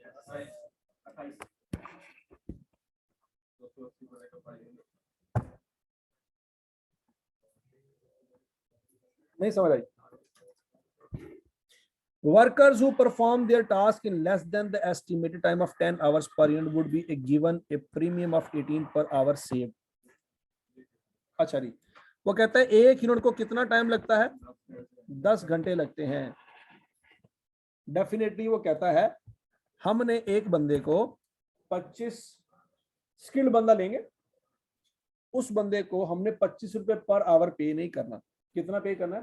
28 रुपए पर आवर पे करेंगे। प्लस जो बंदा 10 घंटे से पहले यूनिट मुकम्मल कर लेगा तो जितना वो टाइम सेव करेगा उसका भी उसको बोनस देंगे। 2 खर्चे पड़ रहे हैं कि नहीं पड़ रहे? पढ़ लो 12% वेज महंगा और कोई बंदा 10 घंटे से पहले कोई यूनिट मुकम्मल कर लेगा। फॉर एग्जांपल 8 घंटे में मुकम्मल कर लेगा यूनिट, तो क्या वो एफिशिएंट है? वो अगले 2 घंटे किसी और यूनिट पे लगा रहा होगा, उसने अगला यूनिट जल्दी शुरू कर लिया, तो उसको कोई मोटिवेशन तो होनी चाहिए ना, कि नहीं होनी चाहिए? अगर हम उसको कहेंगे ना जी ना, तीनों 28 रुपए ही मिल रहे ना बस, तो कहना पुत्र फिर 10 घंटे तो पहले नहीं आना मेरे को। अगर मैंने 28 रुपए पर आवर के हिसाब से काम करना ना, तो मेरे पास 10 घंटे से पहले आके यूनिट ना लेना, 10 घंटे तक बनेगा। हम उसके अंदर अच्छा मेरी बात सुन, जल्दी मुकम्मल करेगा ना तुझे और फायदा भी देंगे। क्या हम तुम्हें 18 रुपए पर आवर जो तुम बचाओगे ना वो अलग पे करें। फर्ज करो बच्चों 8 घंटे में वो मुकम्मल करता है प्रोडक्ट, तो हम उसको 2 घंटे का 18 रुपए और पे करेंगे, 36 रुपए और पे करेंगे। मैंने फर्ज किया है, ऐसा ना हो कि आप कहें सभी वो 36 रुपए किधर गए। मैं एग्जांपल दे रहा हूँ, हो सकता है 9 घंटे में मुकम्मल करे, हो सकता है 9:30 में करे। स्टोरी समझ आ रही नहीं आ रही? तो बच्चों असल में खर्चे एक हैं कि दो हैं? 2 खर्चे हैं। पहला खर्चा कौन सा है? पहला बात तो ये है कि 25 की बजाय 28 रुपए की पेमेंट होगी, और दूसरा ये है जब स्किल्ड लेबर लेके आएंगे ना, स्किल्ड लेबर क्या करती है, वो तेजी से काम करती है, वो सर 10 घंटे से पहले वो काम मुकम्मल कर ले, और जब 10 घंटे से पहले काम मुकम्मल करेगी तो वो फिर 2 घंटे वेले बैठी रहेगी। नहीं बात समझ आ रही? स्किल्ड लेबर है ना, आपने अक्सर देखा होगा कि अगर फर्ज करे घर में कोई मिस्त्री लगाया हुआ है आपने और बड़ा एक्सपर्ट बंदा है, वो क्या करता है, थोड़ा सा काम करता है आधा घंटा, बाकी फिर आराम से आधा घंटा बैठ के चाय शाय पीता है, सिगरेट पीता है, और आप बड़ा परेशान होते हैं यार मैं कैसे बदल ला लिया, आप उसको करते हैं फारग, यार तू निकल। अगले दिन एक बंदे को लेकर सुबह से लेकर शाम तक मेहनत कर रहा है और उसने काम आधा किया, आप कहते हैं यार ये तो देखो चंगा से काम तो कर रहा था सही, बात समझेगी नहीं? जो एक्सपर्ट बंदे होते हैं ना, एक्सपर्ट बंदे अपने स्किल्स का फिर इस तरह से इस्तेमाल करते हैं कि वो जो एक दिन का काम होता है वो 4-5 घंटे में करके, अब उनको पता होता है कि यार मैंने पैसे तो सिर्फ एक दिन के लेने हैं, तो मैं 2 दिन का काम क्यों करूं? और अगर वो 5 घंटे में काम करके घर जाएगा तो आप उसको जाने देंगे? आपको पता है कि आपने तो नहीं जाने देना, आपने कहना भाईजान 8 घंटे पूरे करो। तो फिर क्या करता है, आधा घंटा काम करता है, 10-15 मिनट आराम से बैठा रहता है, फिर आधा घंटा काम करता है, फिर 10-15 मिनट बैठे रहता है, चाय शाय पीता रहता है, सिगरेट वगैरह चलती रहती है साथ साथ। बात समझ आ रही नहीं? क्योंकि उसको अंदर खाते पता है कि यार मैंने काम उतना ही करना है जो 8 घंटे में होना चाहिए, अब मैं अपने स्किल्स की वजह से जल्दी काम कर लेता हूं, तो मैं क्यों 2 दिनों का काम एक दिन में करूं, मुझे कौन सा इसने एक्स्ट्रा पे करना है? लेकिन आप अगर उसके कान में जाके कहें आप भाईजान 2 दिन का काम आज ही कर दो, 2 दिन के पैसे होने लगे, तो फिर नहीं वो चाय पीता, फिर आप उसको दें चाय, आप कहें यार वो दुबाद यार हो रहा है, मैं ना साइड दे कर दो, मैं वैसे ही नास्तिक का पता नहीं किया, वेजिटेरियन बन जाएगा वो, ठीक है? बात समझ लगी कि नहीं लगी? अब देखो वही तो मसला है ना, हम लेबर को समझ नहीं पाते, लेबर क्या सोच रही है, हम क्या सोच रहे हैं, हम कभी उसको समझ नहीं पाते। अगर हम स्किल्ड लेबर को कहें कि भाईजान अगर आप ये करोगे, क्यों, हमारे लिए टाइम कीमती है, हमारे लिए क्या चीज कीमती है, टाइम कीमती, क्योंकि लेबर एक स्केर्स रिसोर्स है, लिमिटिंग फैक्टर, ऐसे ही ना, तो हम लेबर को लालच देंगे कि भाईजान अगर आपने 10 घंटे से पहले काम कर लिया इसका भी फायदा है। तो क्लियर है, पॉइंट समझ आ गया? नहीं बात समझ आई? आगे चलते हैं जी। The consultant is of the view that the following efficiencies can be brought about by introducing the above change. हाँ जी, वो कहता है अगर आप लेबर, अब सुने ध्यान से, कहता है अगर आप लेबर अच्छी लेके आओगे, महंगी तो पड़ जाएगी लेकिन इसके फायदे बहुत है। नहीं बात हजम हो रही? लेबर अगर स्किल लेके आओगे तो महंगी तो है, महंगी, 2 महंगे हमें पॉइंट नजर आए हैं। एक तो ये है कि रेट पर आवर 28 रुपए हो जाएगा, और दूसरा ये है टाइम सेव करने पे भी पैसे देने पड़ेंगे। लेकिन कहता है इसके फायदे भी हैं। फायदे क्या है? Raw material input per unit includes wastage of 7%। कहता है इस वक्त जो हमने सस्ती किस्म की लेबर लगाई है ना, वो 7% मटेरियल जाया कर देती है। It would reduce to, skilled labour आएगी, ठीक है, तो वो वेस्टेज भी हमारा कम हो जाएगा। तो आपने देखा होगा जनाब, एक ईंटें रखी जाती है एक मशीन पे, ऊपर जाती हैं तो वो टाइम लगता है उसके ऊपर और फिर वो चीजें वेस्ट भी हो जाती हैं, और एक और बंदा तो नीचे से ईंट फेंकता है, ऊपर से वो बंदा कैच कर लेता है। ये क्या है? स्किल है, ऐसी है।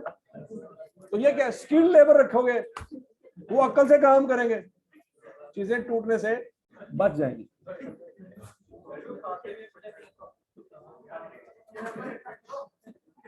कमरा वाशरूम तो नहीं किते सारे पर इधर आंदे ने ते कहंदे ओए ए ते वाशरूम।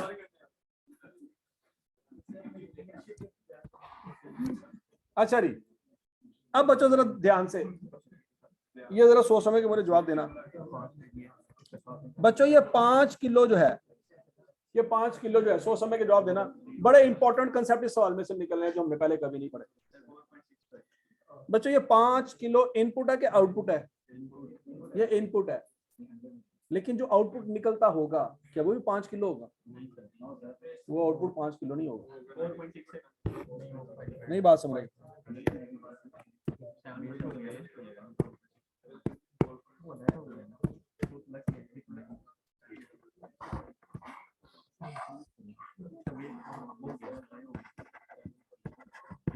इनपुट बच्चों गया 5 किलो, इनपुट है बच्चों 100%, ऐसी है, और कुछ वेस्ट हुआ वो 7% है, और आउटपुट फिर कितने परसेंट है? तो 5 किलो अगर प्रोसेस के अंदर गया तो बाहर 5 किलो नहीं निकला, 4.65 kg निकला होगा।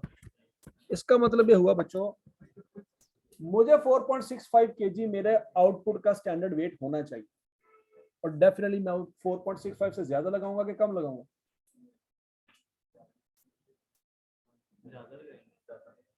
मेरा आउटपुट कितना है? 4.65। तो मेरा इनपुट उससे ज्यादा होना चाहिए कि कम होना चाहिए? ज्यादा क्यों होना चाहिए? क्योंकि लॉस भी तो होना है। अब दोबारा देखो, अब बच्चों मेरा आउटपुट सेम ही रहेगा कि चेंज हो रहेगा? 4.85 हो रहेगा आउटपुट। अन्य हो और खोते हो,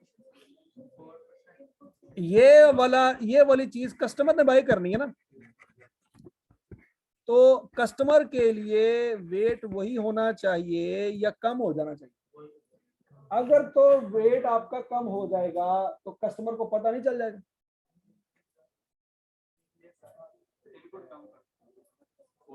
कस्टमर के लिए वेट उतना ही होना चाहिए जो पहले था। लेबर स्किल लगाने से फायदा कहां पे होगा? आउटपुट में नहीं होगा, इनपुट में होगा। क्योंकि कस्टमर देखो ना, कस्टमर ने वेट लेना है 4.65 kg, पहले भी ले रहा था, अभी भी लेगा, लेकिन क्या आपके इनपुट में अभी भी 5 किलो लगेगा? बच्चों अब सोच समझ के जवाब देना। इनपुट अगर 100% है तो वेस्टेज कितनी होगी? 3%। तो जो आउटपुट होगा वो कितने परसेंट होगा? 97% होगा। क्या ये बात समझ रही? असल फायदा हमें आउटपुट में नहीं है, इनपुट में है। कस्टमर के लिए दोनों चीजों में फर्क नहीं होना चाहिए।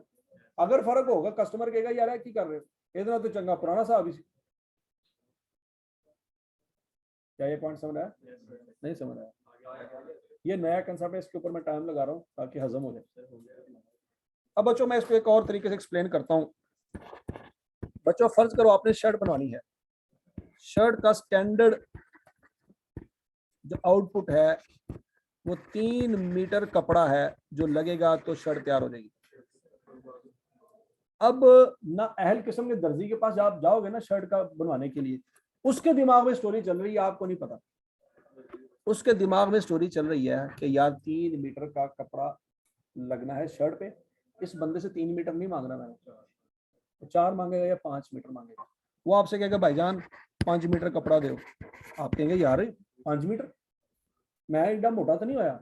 यार सर माशाल्लाह तुम शीशे च अपनी फोटो नहीं देखी, एडे मोटे हो गए। उसने मोटा सा शीशा रखा था अपने पास दिखाने के लिए, देखो ठीक हो गया। वो आपसे 5 मीटर कपड़ा मांग रहा है, क्यों? क्योंकि उसको पता है कि मेरा स्टैंडर्ड आउटपुट तो 3 मीटर ही है, लेकिन मैं जो है मैंने चीजें वेस्ट भी तो करनी है। उसने 2 मीटर क्या करना है? कपड़ा वेस्ट कर देना।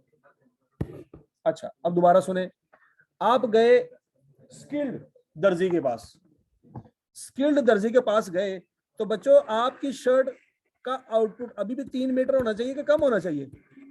आउटपुट तो 3 मीटर ही होना चाहिए, शर्ट तो उतनी बनती है ना। तो स्किल्ड दर्जी के पास जाएंगे, उसको कहेंगे कि भाईजान मैंने शर्ट बनवानी है, कितना कपड़ा दूं? वो कहेगा भाईजान आप मुझे 3.5 मीटर कपड़ा दें। आप कहेंगे हैं सर आप माशाल्लाह पतले हो गए। तो पतले पुतले कोई नहीं हुए आप, उसने वेस्टेज कम रखी है, आउटपुट दोनों में सेम है। असल फर्क कहां पे आएगा? इनपुट में आएगा। क्या लॉजिकली ये बात समझ रही कि नहीं समझ रही? ठीक हो गया। तो बच्चों स्किल्ड लेबर करने का हरगिज मतलब ये नहीं है कि आउटपुट का वेट चेंज हो जाएगा। आउटपुट अगर पहले भी 4.65 केजी था तो अभी भी कितना होगा? 4.65 केजी ही होगा। लेकिन पहले वाली लेबर को पता था 4.65 केजी बनाने के लिए कितना केजी चाहिए होगा? 5 केजी। स्किल्ड लेबर आएगी, वो वेस्टेज कम करेगी, तो कहेगी 5 केजी बहुत ज्यादा है, आप मुझे थोड़ा सा भी इसमें कम कर लेना, मैं फिर भी बना लूंगा। तो इनपुट में कमी आएगी, आउटपुट में कोई कमी नहीं आएगी। अब बच्चों मुझे बताओ कितने किलो? 4.79। अब देखो आपके आंसर में आज 4.79 बच्चों, क्या पहले 4.65 केजी 93% था? ऐसे ही है। तो वेस्ट कितना निकल रहा था? 0.35 केजी। वेस्ट कितना निकला था? 0.35 केजी। आउटपुट अभी भी 4.65 है, लेकिन ये 4.65 केजी अब जो है 97% है। पहले 93% था, अब कितने परसेंट है? 97%। तो 1% निकल आएगा बच्चों। कैसे? और अगर मैं कहूं 100% निकालो, क्या आंसर आएगा? 4.79 केजी। तो मुझे मटेरियल में फायदा होगा कि नहीं होगा? नहीं हजम हो रही बात। ये एक नया कंसेप्ट है, इससे पहले कभी नहीं पढ़ा, इसलिए मैं इस पर टाइम लगा रहा हूं। ये क्लियर हो गया सब? मेरे दो खर्चे बड़े हैं। कौन सा? 25 का रेट 28 में पड़ गया, और जो बचत होगी मेरे आवर्स में उसकी मैंने 18 के हिसाब से पेमेंट भी करनी है। लेकिन कहीं ना कहीं तो मुझे फायदा होना चाहिए ना। तो फायदा पहला कहां पे हो रहा है बच्चों? मटेरियल में। क्या ये पहला पॉइंट 100% क्लियर है? अब अगला point, 70% of the workers would work more efficiently and improve their efficiency by. क्या वो ये कह रहा है कि टोटल लेबर तो नहीं, कम से कम 70% लेबर ऐसी होगी जो अपना काम 10 घंटों से पहले कर लेगी? और जो अपना काम 10 घंटों से पहले कर लेगी वो कितने परसेंट लेबर है? 70%। तो इसका मतलब है 30% लेबर उतना ही काम करेगी जितना 10 घंटों में हो सकता है। उसको कोई बोनस नहीं मिलना। क्या वो ये बता रहा है कि बोनस किन लोगों को मिलना? 70% लोगों ने काम जल्दी करना है। और कितना जल्दी करना है? 20% जल्दी करना है। तुम वहां निकला कानों से? आई परसेंटेजेस आया क्यूएम का चैप्टर नंबर 1, जिसको आपने हमेशा इग्नोर किया, जैसे अंग्रेजी को इग्नोर किया, वो आज तक पल्ले गोडे गिटे आपके पकड़े हुए से। अच्छा जी, अब बच्चों सादा अल्फाज में वो ये कह रहा है 20% का मतलब ये है अगर 10 घंटे लगते होंगे तो 8 घंटे लगेंगे। वो ये कह रहा है। सोच लो, जहां पे 10 घंटे लगते थे 20% की कमी आएगी। एफिशिएंसी का मतलब क्या भला? जितने घंटे लगने हैं उससे कम लगेंगे, एफिशिएंट होगा कि उससे ज्यादा लगेंगे? उससे कम लगेंगे। तो 20% एफिशिएंसी का मतलब यही है ना कि 10 घंटे जहां पे लगने थे वहां पे कितने घंटे लग रहे हैं। और ये सारी की सारी लेबर ऐसी नहीं है। टोटल लेबर का 70% ऐसी है जो एफिशिएंसी दिखाएगी, 10 घंटों का काम 8 घंटों में करेगी। तो कितनी सेविंग होगी? 2 घंटे की, और 2 घंटे की ज्यादा पेमेंट होगी 18 के हिसाब से। याद आ रहा कुछ? Overheads will be reduced to 55% of the revised cost of direct labor. अब जरा सोचें बच्चों, पहले कितने परसेंट लेते थे हम? अब वो कहता है कि ओवरहेड की भी कमी आएगी। क्यों? सीधी सी बात है, जब आपके लेबर कम घंटों में चीजें तैयार करेगी तो बिजली भी कम लगेगी कि नहीं? नहीं समझ रहे? पहले 10 घंटे लेबर काम करती थी, 10 घंटे बिजली भी चलती थी। जब लेबर जो है 10 घंटे की बजाय 8 घंटे में चीज बना लेगी तो बिजली भी 8 घंटे चलेगी ना। तो ओवरहेड भी 50% 60% से कम हो गए, कहां पे आ जाएंगे? 55% पे आ जाएंगे। लेकिन वो किस चीज का आपने 55% लेना है? डायरेक्ट लेबर, उसके अंदर प्रीमियम भी शामिल है। प्रीमियम कौन सा बच्चों? 18 रुपए वाला। The quality of production will improve and the rate of rejection will be reduced from 4% to 3%. Rejection का रेट अभी एक और पंगा आ गया बच्चों, सोच समझ के जवाब देना। अगर मेरा आउटपुट 1 लाख यूनिट है तो क्या इनपुट भी 1 लाख यूनिट होगा? सोच लो। अगला पॉइंट यही है, कंसेप्ट वही है। अगर मैंने बनाने हैं 1 लाख यूनिट तो मैं काम भी 1 लाख यूनिट पे स्टार्ट करूंगा? मैं काम 1 लाख यूनिट पे स्टार्ट नहीं करूंगा, मैं ज्यादा यूनिट पे काम स्टार्ट करूंगा। अब सोच समझ के जवाब देना बच्चों। अब बच्चों ये वाली बात कौन सी हुई थी? मटेरियल की हुई थी कि आउटपुट की हुई थी? ये मटेरियल की बात हुई थी। अब जो मैं बात करने जा रहा हूं वो फिनिश प्रोडक्ट की बात करने जा रहा हूं।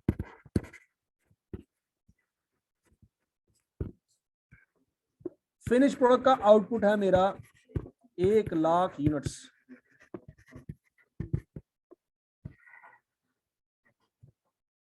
कितना आउटपुट है? 1 लाख यूनिट्स। वो कहता है the quality of production will improve and the rate of rejection will be reduce from 4% to 3%। फिलहाल कितने परसेंट रिजेक्शन हो रही है? 4%। अच्छा, इसका मतलब ये हुआ इनपुट मुझे पता नहीं कितना है, लेकिन 100% है और रिजेक्ट चीजें हो रही हैं 4%। तो फिर आउटपुट मेरा कितने परसेंट है? 96%। तो बच्चों क्या मैं निकाल सकता हूं मेरा इनपुट कितने यूनिट होंगे? 1 लाख इज इक्वल टू 96%। तो 1% कैसे आएगा बच्चों? 1 लाख डिवाइडेड बाय 96 और 100% निकालना हो 1 lakh divided by 96 multiplied by 100। हाँ जी, क्या आंसर आता है? 104,166। चलो इसको 67 कर लेते हैं यार, ठीक हो गया। इतने यूनिट्स पे काम शुरू होगा बच्चों। इसका मतलब ये है मटेरियल भी इतने यूनिट का लेंगे, लेबर भी इतने यूनिट पे काम करेगी और ओवरहेड भी इतने यूनिट्स पे लगेंगे, ठीक हो गया। लेकिन एक वक्त आएगा कि वो जब चीजें तैयार होंगी तो उसमें से गुड यूनिट एक तरफ और बैड यूनिट दूसरी तरफ हो जाएंगे। तो मटेरियल 1 लाख यूनिट के हिसाब से कैलकुलेट करेंगे या 1,04,000 के हिसाब से? 1,04,000 के हिसाब से ये मटेरियल लगेगा। पॉइंट समझ आया? अच्छा बच्चों, क्या आउटपुट अभी भी 1 लाख यूनिट चाहिए या कम चाहिए? आउटपुट अभी भी 1 लाख यूनिट ही चाहिए। प्रोडक्शन में कमी नहीं आनी चाहिए, लेकिन क्या बच्चों इनपुट में कमी आएगी?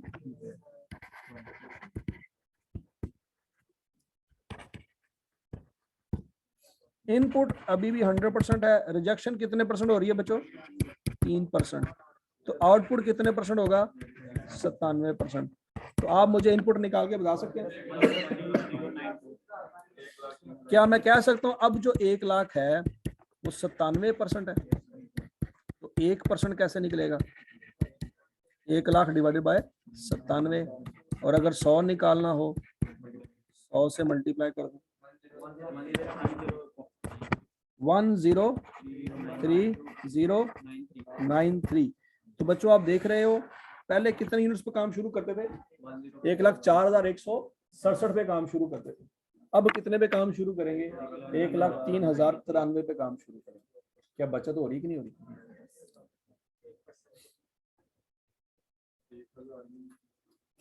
क्या ये पॉइंट सबको समझ आया? Rejected units are sold for 150 each. वो जो खराब यूनिट होंगे उसको 150 रुपए का बेचा जा सकता है।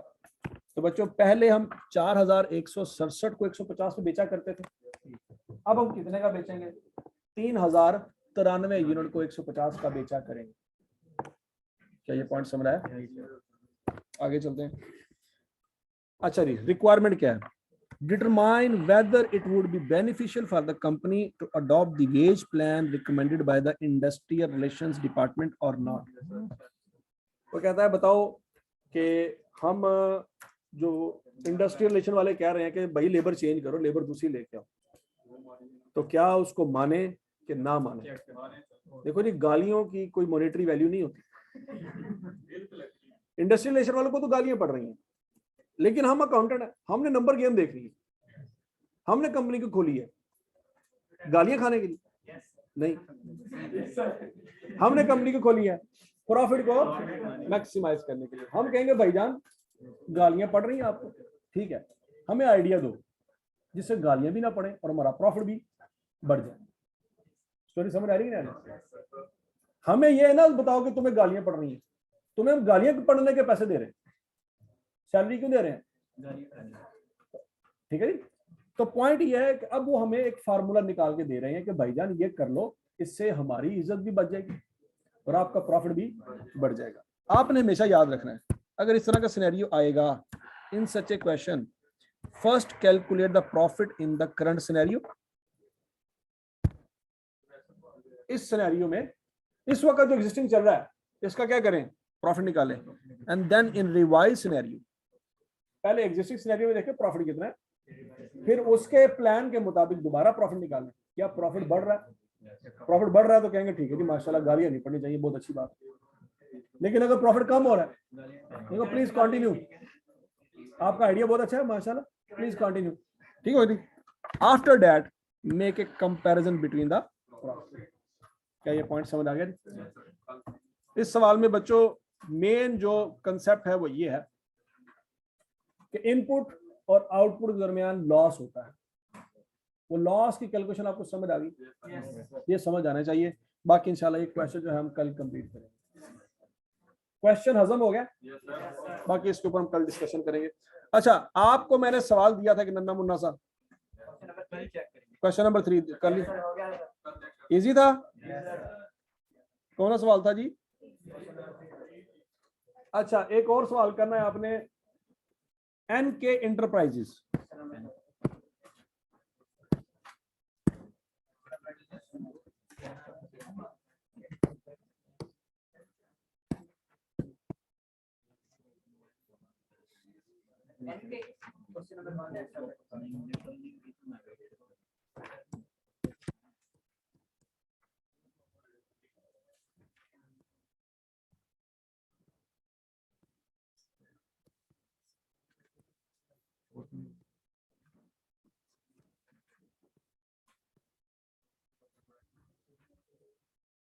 अच्छा जी बच्चों, ये नोट कर लो, ये पेज नंबर कौन सा है? पेज नंबर है 24।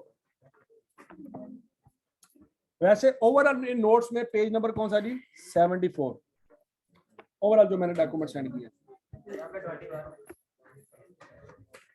जो आपने नोट्स निकाले उसमें कौन सा है?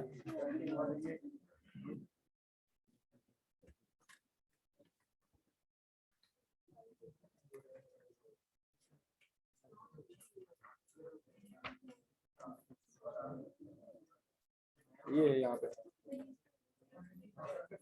एन के एंटरप्राइजेस। और एन के एंटरप्राइज कर लोगे? ठीक है जी। एक और सवाल है, ओए नहीं नन्ना मुन्ना सा सवाल, Galaxy. Question number 3, question number 3 है Galaxy enterprise engineers. Galaxy engineers question number 3 है। ये आपने 2 सवाल करने हैं, कर लोगे जी? ओके जी बच्चों, आज के लिए इतने काफी है। Thank you.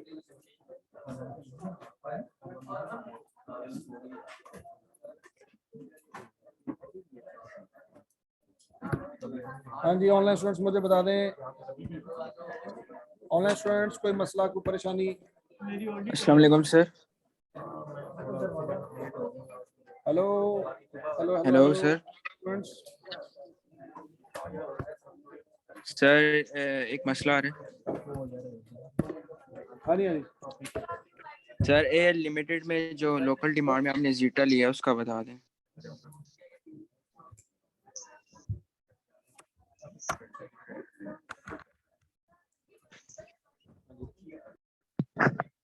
हेलो स्टूडेंट्स, आपको हेलो आवाज आ सर। रही है? Yes sir. हाँ जी, बताएं, कोई परेशानी, कोई प्रॉब्लम? सर जो आपने ए लिमिटेड वाला क्वेश्चन कराया है। Air limited? Yes sir. Air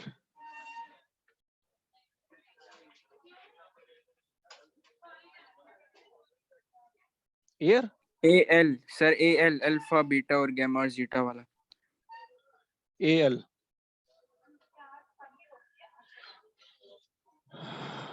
अच्छा जी, ठीक है। सर उसमें जो आपने लोकल डिमांड में जीटा लिया है सर, वो तो मटेरियल में यूज ही नहीं हो रहा, उसकी वो लॉजिक बता दें।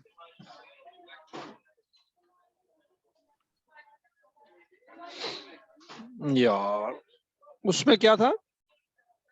सर आप वो मटेरियल में यूज ही नहीं हो रहा था जीटा जो है, फिर भी आपने हाँ जी, हाँ लिया जी। था। यस सर, वो बताओ।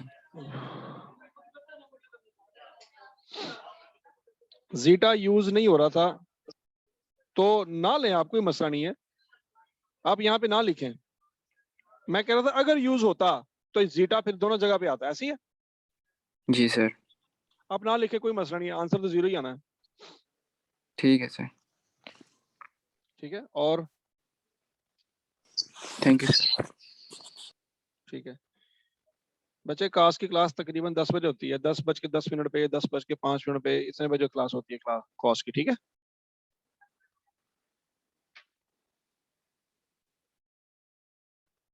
ओके जी बच्चे, अल्लाह हाफिज। अल्लाह हाफिज।